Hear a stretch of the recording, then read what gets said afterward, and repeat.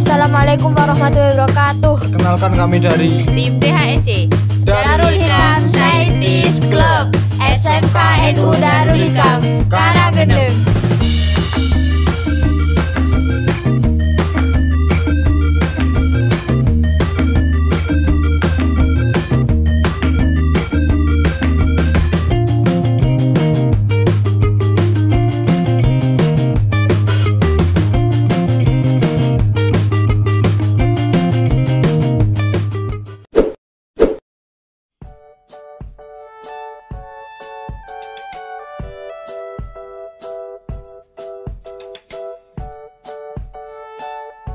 Dari permasalahan tersebut, kita tidak perlu susah payah mengangkat kardus dari bawah sampai atas.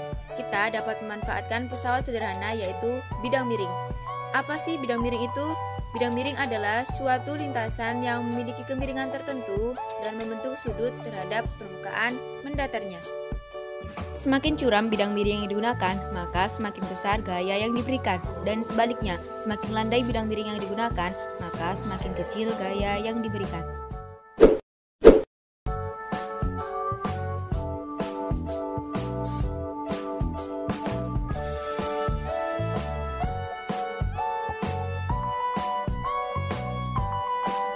Nah, dari permasalahan tersebut, kita tidak mungkin kan menuangkan airnya secara perlahan-lahan atau memindahkan tahunya satu persatu. Dikhawatirkan tahunya malah rusak. Dalam hal ini, kita dapat memanfaatkan hukum Bernoulli.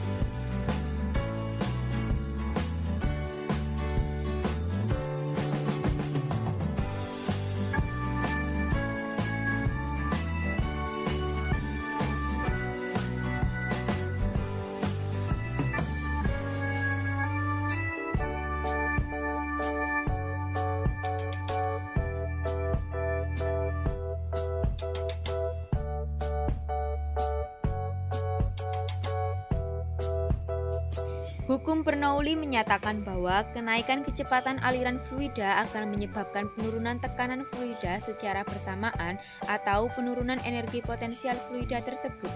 Intinya adalah tekanan akan menurun jika kecepatan aliran fluida meningkat.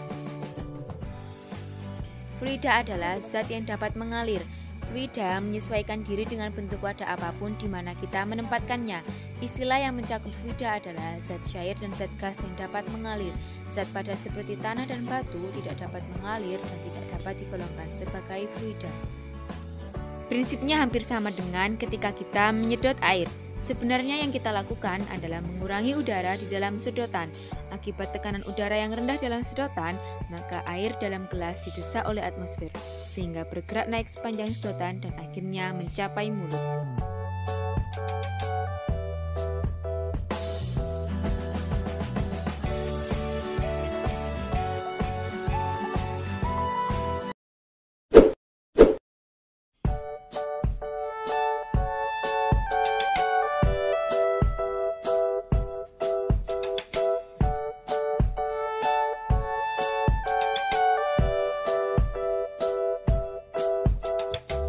Nah, dari permasalahan tersebut, kita tidak akan lagi membuang-buang air karena kita dapat memanfaatkan sensor sentuh, yang cara penggunaannya adalah dengan disentuh menggunakan logam atau besi.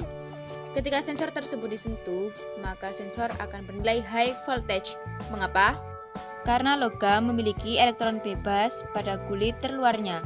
Sehingga ketika ada beda potensial atau tegangan listrik, maka elektron-elektron bebas tersebut akan bergerak dari potensial rendah ke potensial tinggi.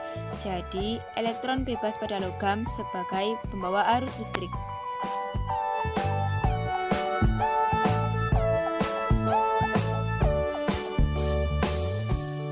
Pertama, saklar dipasang sesuai dengan ketinggian air yang kita kehendaki ketika penuh. Kemudian, ketika air penuh, maka bola akan terangkat ke atas. Hal ini akan menyebabkan kabel konduktor akan bertemu, sehingga alarm akan berbunyi.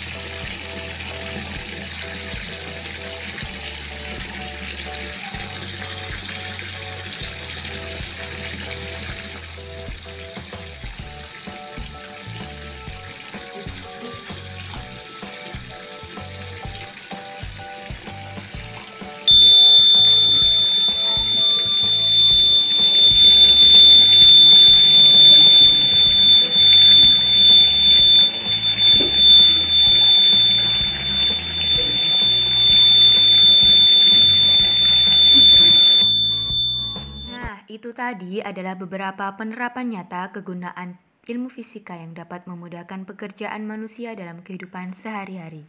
Dengan disadari atau tidak, sebenarnya ilmu fisika sangat melekat dalam kehidupan kita sehari-hari. Bagaimana jika ilmu fisika itu tidak ada? Maka televisi dan radio pun tidak akan ada. Televisi dan radio menggunakan teori elektromagnetik. Kita pun tidak akan memiliki internet yang dapat kita gunakan untuk melihat video ini. Jika ini semua tidak ada, pasti kita tidak bisa melihat dunia luar seperti saat ini. Tapi dengan adanya fisika, kehidupan kita sekarang dimudahkan. Bayangkan jika Thomas Alva Edison tidak menemukan listrik, maka setiap malam bumi akan gelap gulita. Jika fisika tidak pernah ada, maka kita hanya akan jalan kaki atau naik kuda untuk ke suatu tempat, dan itu pun terbatas. Tapi dengan fisika yang menjadi ilmu dasar pembuatan kendaraan, kita bisa kemana-mana dengan motor, mobil, kereta, maupun pesawat. Fisika itu luas bukan hanya dalam hal kelistrikan, jaringan, dan kendaraan, tapi fisika juga memegang peranan dalam ilmu industri yang dulunya sangat lambat sebelum adanya penelitian tentang mesin uap. Perindustrian di dunia hanya begitu-begitu saja. Tapi setelah adanya mesin uap, perindustrian di dunia menjadi semakin pesat hingga saat ini.